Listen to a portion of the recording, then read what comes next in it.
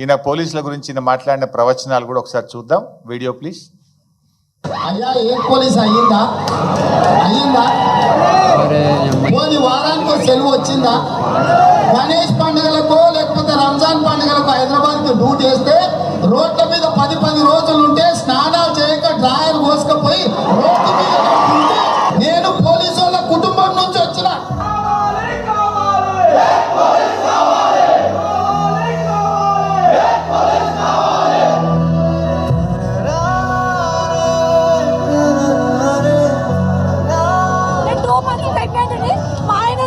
తీసుకోలేకపోతున్నాడు. నా బాబు వద్దది నేను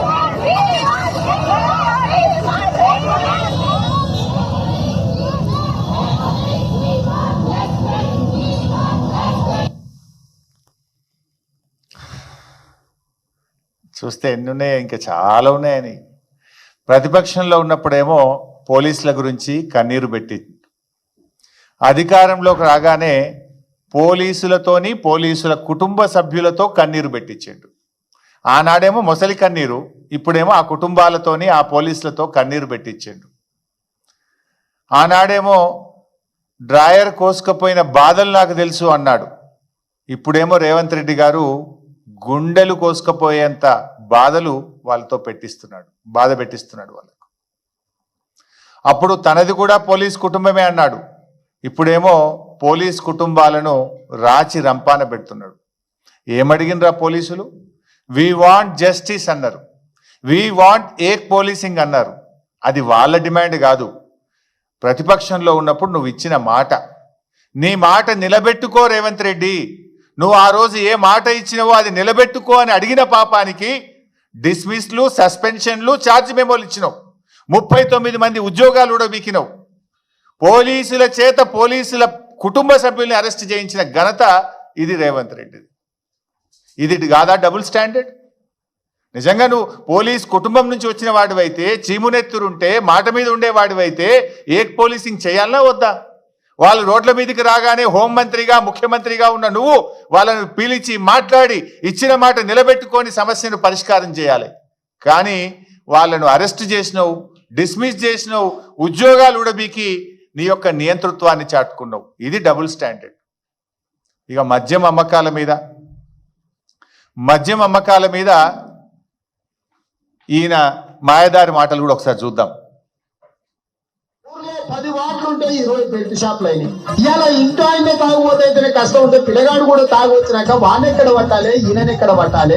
వీళ్ళు చేసే మీరు కష్టం చేసి సంపాదించింది దాచిపెట్టే రూపాయి బెల్ట్ షాప్ ఉంటే గట్టే పరిస్థితి వస్తే ఇక సంసారాలు ఏమైనా బాగుపడతాయా? మీరు ఆలోచన చేయండి. ఇవాళ ఎవరైనా పిల్లగాడు తాగుపోతే అయితే పిల్లలు ఇస్తాడా? మీరు ఆలోచన చేయండి అక్కలారా.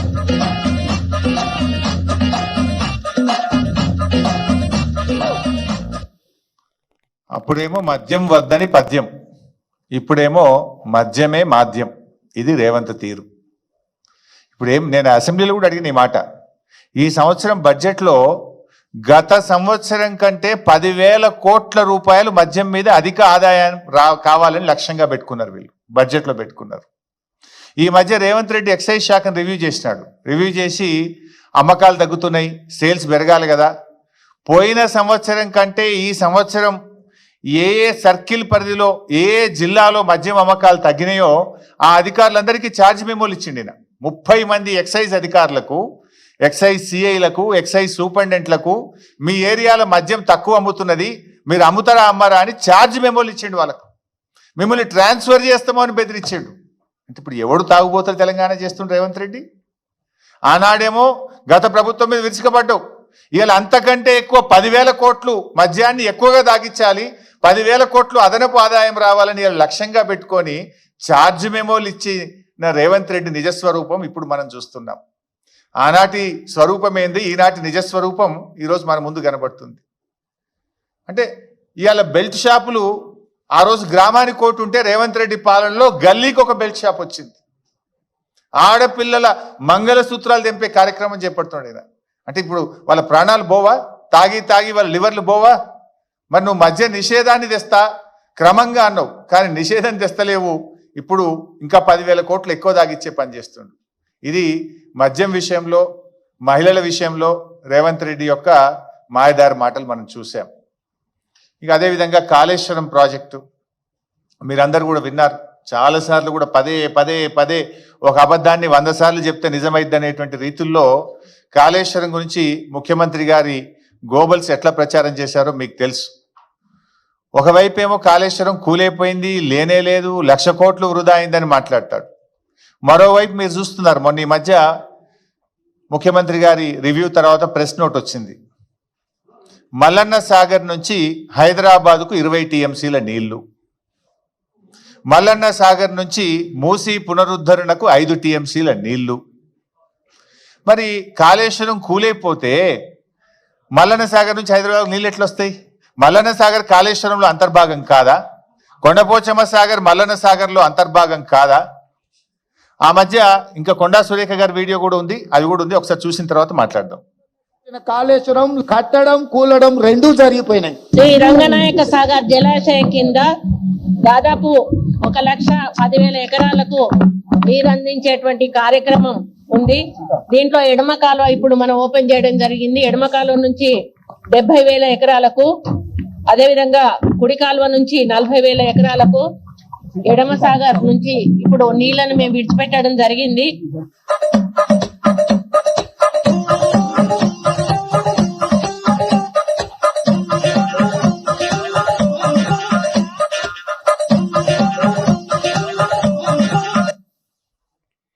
చూసింది కదా బైసాబ్, కాళేశ్వరం కట్టుడైపోయిందట, కూలుడైపోయిందట. మరి కూలుడైపోతే 20 టీఎంసీల నీళ్లు హైదరాబాద్కి ఎట్లా వస్తున్నాయి? 5 టీఎంసీల నీళ్లు మూసీకి ఎట్లా వస్తాయి? మన మంత్రి గారేమో 1,10,000 ఎకరాలకు నీళ్ళు ఎట్లా విడుదల చేసే? మరి ఈ రకమైనటువంటి గోబల్స్ ప్రచారం. ఇవాళ ముఖ్యమంత్రి గారు బహుశా సిద్దిపేట జిల్లాకు పోతున్నాడు, కోకోకోలా ఫ్యాక్టరీ ఒకటి ఇనాగ్రేషన్ చేయడానికి వెళ్తారు. అది ఎడికెళ్ళి వచ్చింది? కోకోకోలా కంపెనీకి సరఫరా అయ్యే నీళ్లు కూడా కాళేశ్వరం నీళ్ళే. అసలు ఆ కోకోకోలా కంపెనీ ఎందుకు పెట్టిందాడా? కాళేశ్వరం నీళ్లు ఉన్నాయి కనుక, కొండపోచమ్మ ప్రాజెక్ట్ ఉంది కనుక, దాని నుంచి నీళ్లు వస్తున్నాయి కనుక, నీటి సరఫరా ఉంది కనుక ఆడ ఫ్యాక్టరీ ఆ రోజు వాళ్ళు పెట్టిండ్రు. ఆనాడు కేసీఆర్ గారు ఆ భూ నిర్వాసితులకు అక్కడ ఉద్యోగాలు దొరకాలని ఫ్యాక్టరీ పెట్టించిండ్రు. ఇవాళ ఈయన పోయి ఇనాగ్రేషన్ చేస్తుండ్రు. ఇవాళ రేవంత్ రెడ్డి గారు ఇనాగ్రేషన్ చేసే కోకోకోలా ఫ్యాక్టరీ కూడా కాళేశ్వరం ప్రాజెక్టులో అంతర్భాగమే. గా నీళ్లు ఉన్నాయి కనుకనే గా ఫ్యాక్టరీ గాడు వచ్చింది.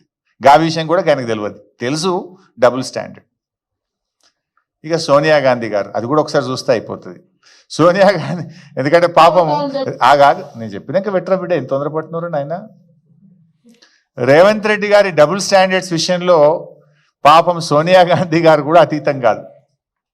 చివరికి ఆమె మీద కూడా తన 2 నాల్కల ధోరణి రేవంత్ రెడ్డి గారు ఎలా ప్రయోగించారో ఒక్కసారి చూద్దాం. బలిదేవత అని చెప్పి ఆమెకు బిరుదు ఇవ్వండి, అప్పుడు సరిగ్గా సరిపోతుంది. ఆమె నైజానికి, ఆమె చేసిన నీచమైన పనులకు 1000 మందిని బలి తీసుకున్నందుకు ఈ పార్టీ వాళ్ళు చేసే పనులు కూడా తెలంగాణ ప్రజలకు కళ్ళ కట్టినట్టుగా ఉంటది. సోనియమ్మ అమ్మ, సోనియమ్మ అమ్మ, మా 4 కోట్ల తెలంగాణ బిడ్డలకు కన్న తల్లి. ఇప్పుడు కూడా చూసాం, ఇందులో కూడా అంతే. పచ్చ పార్టీలో ఉన్నప్పుడేమో బలిదేవత, 3 రంగుల జెండా పట్టంగానే అమ్మ, పెద్దమ్మ, అమ్మమ్మ, దేవత. అంటే ఆయన ఎప్పుడు ఎట్లయినా మాట మార్చగలుగుతాడు. అవసరమైతే కాళ్ళు పట్టగలుగుతాడు, అవసరం తీరితే కాళ్ళు బట్టి గుంజగలుగుతాడు. ఆ చేయితోనే పూలు విసరగలుగుతాడు, ఆ చేయితోనే రాళ్ళు కూడా విసరగలిగేటువంటి నేర్పరి మన రాష్ట్ర ముఖ్యమంత్రి రేవంత్ రెడ్డి గారు. అంటే చివరికి సోనియా గాంధీ గారి విషయంలో కూడా ఆయన డబుల్ స్టాండర్డ్, ఆయన 2 నాల్కల ధోరణి పాపం ఆమెకు కూడా తప్పలేదు.